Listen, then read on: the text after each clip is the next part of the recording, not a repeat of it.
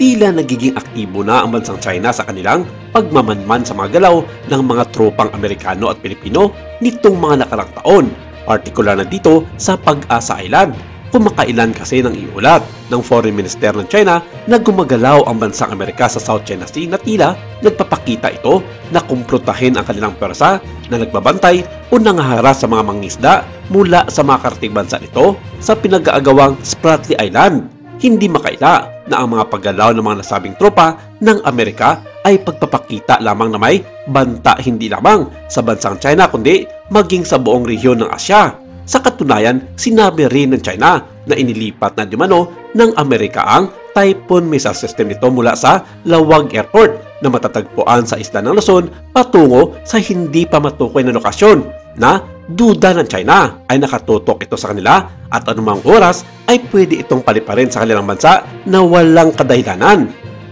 Ang mga Tomahawk cruise missiles sa mga launcher ay maaaring tumama sa mga target sa parehong China at Russia mula sa Pilipinas, habang ang SM-6 missiles ay maaaring tumama sa mga target sa hangin o dagat na higit sa 200 kilometers ang layo mula sa kalupaan. Hindi naman ito makaila na sinabi ng pamunuan ng Sandatahang Lakas ng Pilipinas na meron ngang mga tropa ng mga Amerikano dito sa Pilipinas at ibinunyag mismo ng Pentagon ang pagkakaroon ng Forward Deployed Task Force sa Pilipinas na nakatutok sa pagsuporta sa Maritime Operation ng Maynila sa West Philippine Sea. Hindi lang ibinalita na Task Force Ayungin ang nakatalaga dito sa Pilipinas, kundi meron na rin nakadestino sa Pag-asa Island kung saan isa ito sa pinakamalaking isla na nasasakupan ng Pilipinas sa West Philippine Sea. Hindi sinabi ng pamunuan ng Sandatahang Lakas ng Pilipinas kung ilan ang mga numero ng mga Amerikanong sundalo ang naroon ngayon sa nasabing isla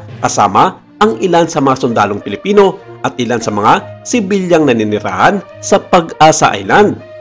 Binalaan ng China ang Pilipinas at Amerika hinggil sa forward deployment na ito ng kanilang mga tropang militar at pilit na iginigiit ng mga ito na i-withdraw na ang mga nasabing sundalo sa Pag-asa Island o mas kilala bilang Songye daw sa bansang China. Pagpapakita naman ito ng panghikayat ng Pilipinas ng isang digmaan sa China at hindi mag-aatubiling haharapin nila ito ngipin sa ngipin. Pero nauna nang sinabi ni Defense Chief Secretary Gilberto Teodoro Jr. na walang karapatan ang China na pangimasukan ang desisyon ng Pilipinas hinggil sa pagpapasigla ng Sandatahan Lakas ng bansa. Ginagawa lamang di mano ng China ang isyong ito upang pagtakpan ang kanilang mga iligal na aktibidad sa West Philippine Sea. Sinabi ni Teodoro na kailanman ay hindi nila papayagan ng China na sakupin ang mga karagatan na nasasakupan ng Pilipinas sa karapatan nito sa 200 nautical miles exclusive economic zone.